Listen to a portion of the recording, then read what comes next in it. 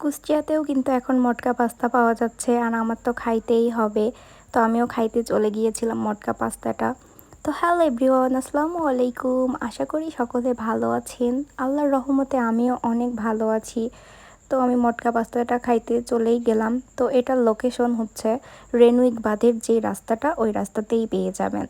তো এটার মেনু কার্ডটাও আমি দেখাই দিলাম, শুধু পাস্তাই না, এখানে অনেক কিছু আছে। তো আমি তো মটকা পাস্তা খাবো, যার কারণে আর কি মটকা পাস্তাটাই আমি অর্ডার দিয়েছিলাম।